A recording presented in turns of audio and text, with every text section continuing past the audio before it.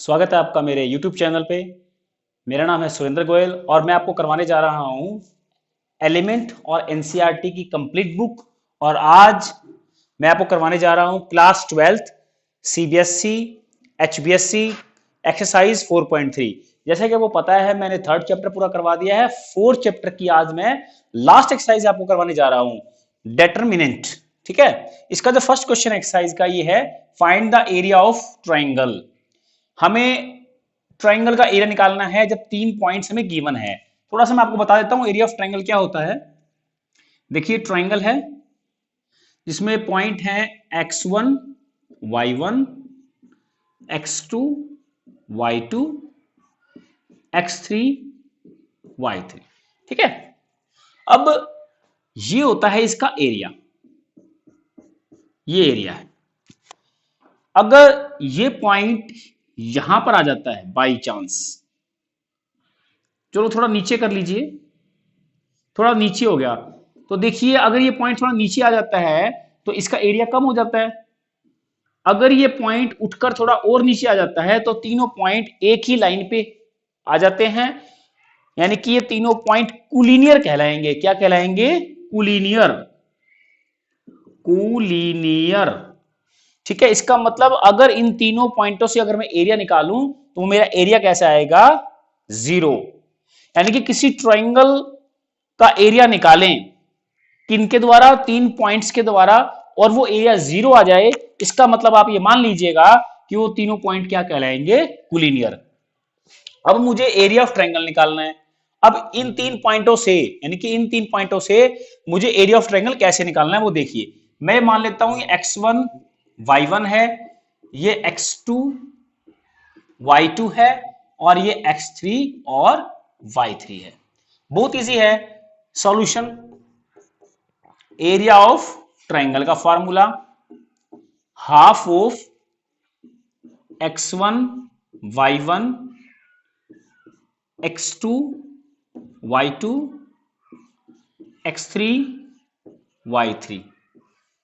इसकी जो वैल्यू आएगी वही हमारी इस ट्राइंगल का एरिया होगी। ठीक है, बहुत आसान। हमें x1 y1 की वैल्यू रखनी है यहां पे 0 0, और ये आ गया आपका 1। अब x2 y2 रखिए -2 3 1। अब यहां आ गया 10 7 1। अब हमें जस्ट इसको एक्सपैंड करना है और हमारा इसका आंसर आ जाएगा। बहुत आसान है। हम फर्स्ट रो से एक्सपैंड कर रहे हैं। यहां आ जाएगा डेल्टा इज इक्वल टू 1/2। हम इससे एक्सपैंड करेंगे 0 0 0 -0 +1। ठीक है, तो हमें इसके लिए हम सॉल्व नहीं करेंगे, इसके लिए हम सॉल्व नहीं करेंगे क्योंकि यहां 0 है, ऑटोमेटिकली 0 हो जाएगा। सिर्फ हम इस 1 के लिए सॉल्व करेंगे, और 1 के लिए मैं इसको लॉक कर दूंगा, इसको भी लॉक कर दूंगा, और मैं एक्सपैंड करूंगा तो इसका आ जाएगा -14। क्या आ जाएगा? -14 -30 ओके। 1/2। इसको आप चाहे लिखो ही मत, ताकि लिखोगे तो आपको करना पड़ेगा, मैं इसको लिखता ही नहीं। ठीक है, 1 से मल्टीप्लाई करेगा फर्क नहीं पड़ेगा। माइनस के कितना आ जाएगा? 44। यह आ जाएगा -22। हम जानते हैं जो एरिया है हमेशा पॉजिटिव होता है, कभी नेगेटिव नहीं होता, इसलिए हम इस माइनस को छोड़ देंगे और ये इसका आंसर आ जाएगा। यहां लिख देंगे यहां लिख देंगे square unit, square unit in magnitude. ठीक है, ये हमारा एरिया ऑफ ट्रायंगल आ गया। हमने स्क्वायर क्यों लिखा? क्योंकि हमें जानते हैं जो वॉल्यूम होता है वो क्यूब में होता है, एरिया स्क्वायर में होता है, और हमें स्क्वायर मीटर नहीं लिखना, स्क्वायर सेंटीमीटर लिखना, क्योंकि हमें ये पता नहीं है ये सेंटीमीटर में है या मीटर में है। हमें पता नहीं यूनिट क्या यूज की गई है, इसलिए हमने जस्ट यहां लिख दिया यूनिट, स्क्वायर यूनिट। अगर वो बता देता कि मैं सेंटीमीटर में काम कर रहा हूं, मेजरमेंट में सेंटीमीटर में है, तो मैं लिखता स्क्वायर सेंटीमीटर। मुझे वो कुछ नहीं बताया गया बुक क्वेश्चन के अंदर, तो मैंने लिखा यहाँ पे स्क्वायर यूनिट। क्लियर? तो इसी तरह हमारा फर्स्ट क्वेश्चन था। अगर ये एरिया मेरा 0 आ जाता, इसका मतलब तीनों के तीनों पॉइंट एक ही लाइन पे आ जाते, स्ट्रेट लाइन पे आ जाते, इसका मतलब वो तीनों पॉइंट क्या कहलाते? कुलिनियर। अब फिलहाल ये पॉइंट कुलिनियर नहीं है, इनका एरिया क्या आ गया? 22 स्क्वायर यूनिट।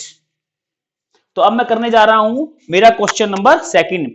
दोस्त बेटा, इसके और भी 3 पार्ट हैं जो मैंने आपके लिए छोड़ दिए हैं। अगर आपको नहीं आ रहे तो कमेंट बॉक्स में आप मुझे बताएं, मैं उनका सोल्यूशन आपको जरूर दूंगा। अब मैं करने जा रहा हूं question number second.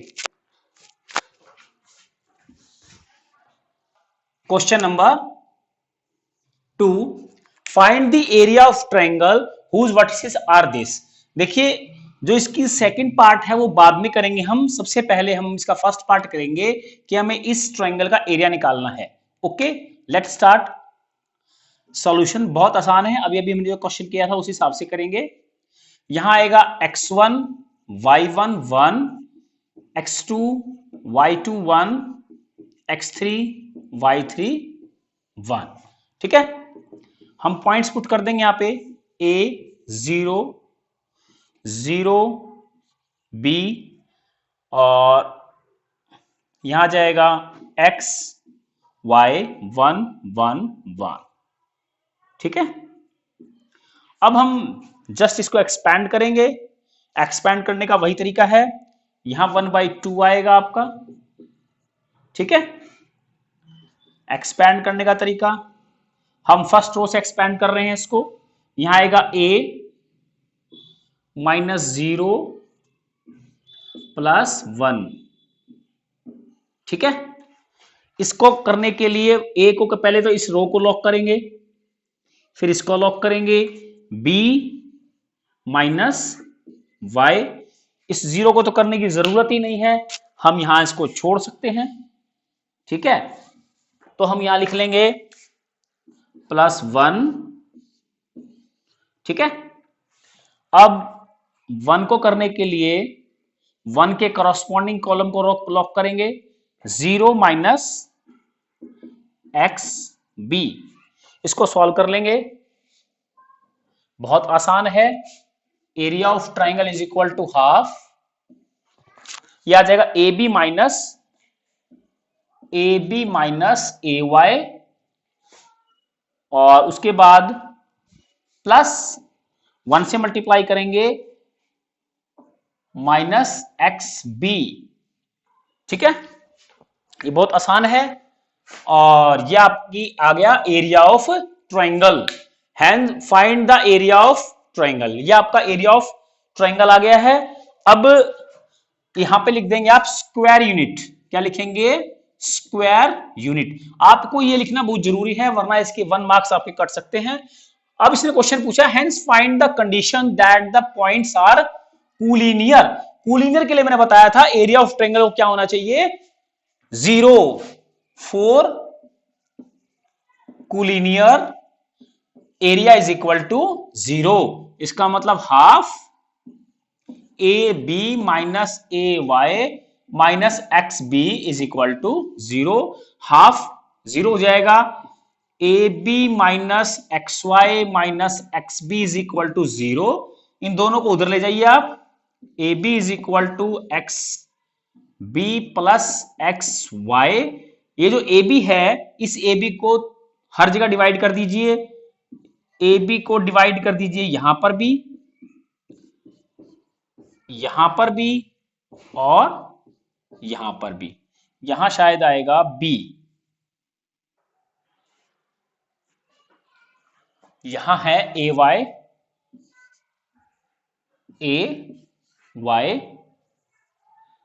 AY over AB।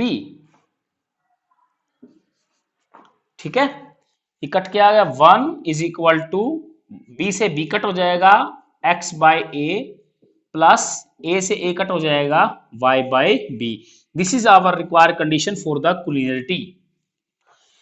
हमारा क्वेश्चन था हेंस फाइंड द कंडीशन, ये कंडीशन ऐसी फाइंड करनी थी जिसके लिए पॉइंट्स क्लियर हो जाए। ये वो कंडीशन है जिसके लिए ये पॉइंट्स जो हैं वो क्लियर हो जाएंगे। हमने क्लियर की कंडीशन क्या थी, डेल्टा इज इक्वल टू 0 लेकर चल पड़े। Now our next question, question number 3।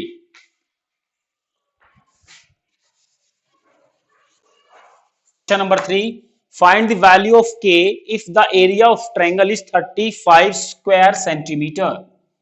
35 square centimetre, ठीक है, विद द वर्टिसेस दिस। हमें वर्टिसेस दे रखे हैं, ट्रायंगल का एरिया भी दे रखा है, के की वैल्यू फाइंड करनी। बहुत आसान क्वेश्चन है, सॉल्यूशन कर रहे हैं। फॉर्मूला आपको आता ही है, एरिया ऑफ ट्रायंगल होता है half of x1 y1 x2 y2 x3 y3, ठीक है। Now let's start, put the value of x1 y1 which is k 4 1, x2 y2 2 minus 6, x3 y3 5 4, ठीक है। इसको जस्ट एक्सपैंड कर लेंगे, आसानी से आपका क्वेश्चन निकल जाएगा, ठीक है। 1/2 पहले k के लिए, फिर -4 के लिए, फिर +1 के लिए, ठीक है, राइट। पहले k को लॉक कर लेंगे, कॉलम लॉक करेंगे, -6 -4। अब ये हमारा हो गया है। अब 4 के कॉरस्पॉन्डिंग लॉक कर लेंगे, 2 -5। अब कॉरस्पॉन्डिंग 1 के लॉक करेंगे, 8 +30, क्योंकि माइनस माइनस प्लस हो गया है, माइनस के कारण माइनस माइनस प्लस हो गया यहाँ पे। 1/2 के, यहां आ गया माइनस के 10 -4 -3 +38। इसको सॉल्व कर लेंगे, यह आ जाएगा area of triangle is equal to 1/2, यह आ जाएगा माइनस के 10 के 12, ठीक है, +38। इसको सॉल्व कर लेंगे आप, -10 के, ये हो जाएगा 50, 2 से डिवाइड कर लेंगे, -5 के 5, ठीक है। अब हमें एरिया ऑफ ट्रायंगल पता लग गया, परंतु वो दे भी रखा है 35। देखिए जिस प्रकार किसी का मैग्नीट्यूड 35 है, इट मींस वो अंदर यहां पर अगर हम +35 रखें तो भी यही आएगा, और -35 रखें तो भी यही आएगा। यानी कि किसी का जो मैग्नीट्यूड है वो 35 कब आ सकता है, जब वो खुद +35 भी हो और -35 भी हो, और उसने तो सिर्फ मैग्नीट्यूड दे रखा है। हो सकता है ये जो वैल्यू है +35 आए, हो सकता है -35 आए। हमारे एक पिछले क्वेश्चन के अंदर हमारा -22 आंसर आया था, हमने -22 को क्या कर दिया था, +22 क्यों कर दिया था, क्योंकि हमें मैग्नीट्यूड में चाहिए होता है। तो इसलिए जो ये एरिया ऑफ ट्रायंगल है वो पता नहीं 35 आया है या -35 आया है, ये हमें क्लियर नहीं है। ये हम इसलिए दोनों केसेस लेके चलेंगे, दोनों पॉसिबिलिटीज हैं कि ये वैल्यू +35 है या -35 है, क्योंकि ये तो सिर्फ मैग्नीट्यूड में दे रखा है, ठीक है। इसलिए हम इसकी दोनों वैल्यूज लेके चलेंगे यहां पे, क्लियर। हम यहां पर एरिया ऑफ ट्रायंगल प्लस एक बार 35 प्लस का लेके चलेंगे, एक बार -35 लेके चलेंगे, ठीक है। तो यह आ जाएगा -5 के इज इक्वल टू, उधर जाएगा बच जाएगा 10, ठीक है, -5 के, ये उधर बन जाएगा 40 और ये हो जाएगा 60 विद नेगेटिव साइन, ठीक है। यहां से k कितना आ जाएगा, -2, कितना हो जाएगा -2, और यहां से माइनस कैंसिल हो जाएगा, k कितना आ जाएगा 12। ये आपकी दो वैल्यूज आ गई, k इज इक्वल टू -2 और k इज इक्वल टू 12। ये दो वो वैल्यूज हैं, मैक्सिमम पॉसिबिलिटीज है। कई बच्चे यहाँ पे +35 लेके चलेंगे तो सिर्फ आंसर -2 आएगा। लेकिन अगर आप k को 12 लेके चलेंगे तो भी इसका आंसर -35 आएगा, और -35 को मैग्नीट्यूड में लेकर हम क्या बोल देंगे, वो 35 ही है। तो हमें यहां पर दोनों पॉसिबिलिटीज निकालनी पड़ेगी, जिसके लिए k की वो वैल्यू निकल जाए मैक्सिमम पॉसिबिलिटी, जिसके लिए area of triangle 35 square unit हो with the vertices this. Now let's start our question number 4। Question number 4, show that the points these are collinear.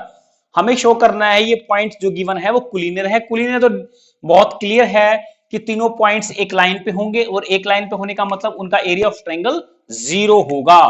Solution, now area of triangle half, first point B C plus A 1, next C a plus B 1, next a b plus C 1।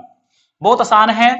अगर देखिए area of triangle को 0 लेके आना है, इसका मतलब इसका मतलब इसकी वैल्यू 0 आ रही है। इसकी वैल्यू 0 होने का मतलब हो सकता है कोई भी दो कॉलम या दो रो बिल्कुल एक जैसे हो जाएं। देखिए ध्यान से, अगर मैं इस कॉलम 1 को इसमें ऐड कर दूं तो क्या होगा, कॉलम 2 में मैं क्या करना चाहता हूं, मैं कॉलम 1 ऐड करना चाहता हूं। देखिए क्या हो रहा है, इसमें ऐड करते ही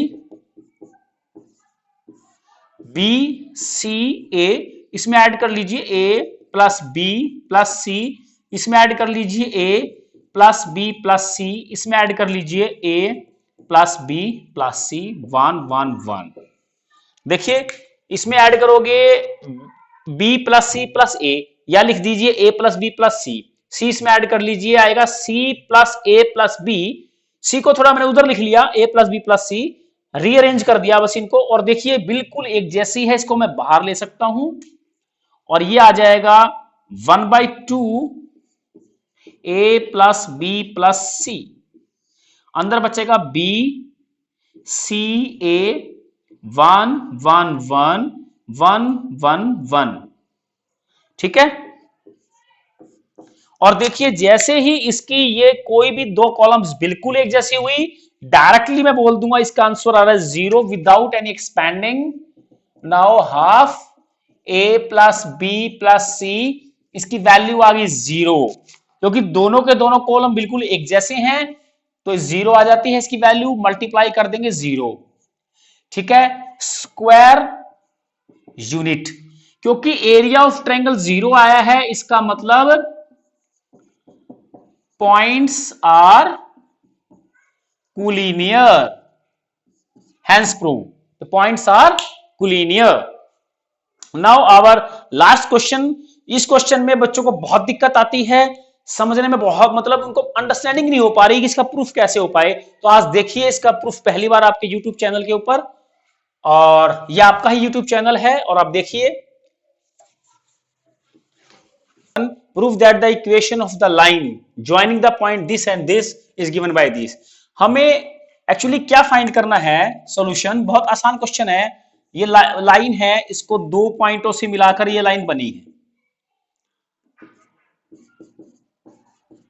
ठीक है, दो पॉइंट ए और बी, ये दो पॉइंट ले लिए ए और बी, इनसे लाइन मैंने बना दी। ओके, अब कहता है कि इक्वेशन फाइंड करनी है इस लाइन की। ठीक है, अब इस लाइन की इक्वेशन फाइंड करने के लिए हमें, हमारे पास वैसे तो बहुत सारे मेथड है जो मैं आपको आगे सिखाने जाने वाला हूं। जब मैं 3D चैप्टर करवाऊंगा इस +2 के अंदर, तब भी वहां सीखेंगे। आपने +1 में भी सीखा है। यहां हम इस मेथड से करेंगे, डिटरमिनेंट मेथड से। हम कोई एक एनी पॉइंट मान लेते हैं इसके ऊपर, यहां मान लेते हैं कोई पॉइंट x और y p। Let a point P on A B. ठीक है, अब ये तीनों के तीनों पॉइंट क्या दिख रहे हैं आपको, एक ही लाइन पर हैं, यानी कि तीनों पॉइंट कोलिनियर हैं। तीनों पॉइंट कोलिनियर हैं, तो इन तीनों पॉइंटों से बनने वाली ट्रायंगल का एरिया कितना होगा, 0। तो एरिया ऑफ ट्रायंगल, ठीक है, क्या आएगा, 1/2 आप लेंगे यहां पे x y 1 x1 y1 1 x2 y2 1। कुछ बच्चे सोच रहे होंगे सर पहले ये वाला लिखना था, फिर ये लिखना था, फिर ये लिखना था, उससे कोई फर्क ही नहीं पड़ता, पॉइंट तो कहीं भी आगे पीछे हो सकते हैं। ठीक है, आप इस पॉइंट को यहां मानने की बजाय थोड़ा सा इधर कर लो और इधर मान लो तो भी काम चल जाएगा। अब देखिए बन गया ना, ये P, ये A, ये B, इससे कोई फर्क नहीं पड़ता, इसके सीक्वेंस को बदलने से एरिया ऑफ ट्रायंगल में कोई फर्क नहीं पड़ता। ठीक है, एरिया ऑफ ट्रायंगल आराम से निकल जाएगा। अब आप देखिए, अब क्योंकि ये पॉइंट्स कोलिनियर है, because P A B are collinear, this implies area of triangle is equal to 0। इसका मतलब ये भी 0 हो जाएगा।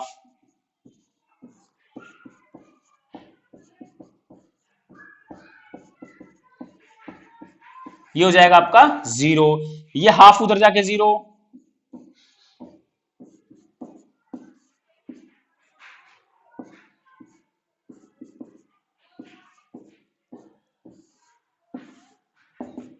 ये आपका आंसर आ गया।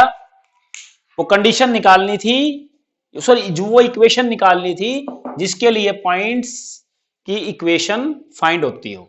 ठीक है, prove that the equation of the line joining the point this and this. देखो इन पॉइंट्स ज्वाइन होने वाली इक्वेशन इसके द्वारा फाइंड हो रही है। और इसी के साथ हमारा ये 4th चैप्टर बिल्कुल कंप्लीट हुआ। मैंने आपको एलिमेंट का 3rd चैप्टर करवा दिया, 4th चैप्टर करवा दिया। ठीक है, इसका मतलब एनसीईआरटी का आपका सिर्फ और सिर्फ 3rd चैप्टर पूरा हुआ है और 5th अब शुरू होने वाला है। इसी प्रकार मैं एलिमेंट्स का अब आपको 5th चैप्टर शुरू करवाने जा रहा हूं, तो रेडी रहिए। मेरी जो भी जितनी वीडियोस अब आने वाली हैं राइट टाइम हर रोज 5 बजे, शाम 5 बजे अपलोड होंगी, तो आप बिल्कुल तैयार रहिएगा राइट 5 बजे मेरी अगली वीडियो देखने के लिए। तब तक के लिए खुश रहिए,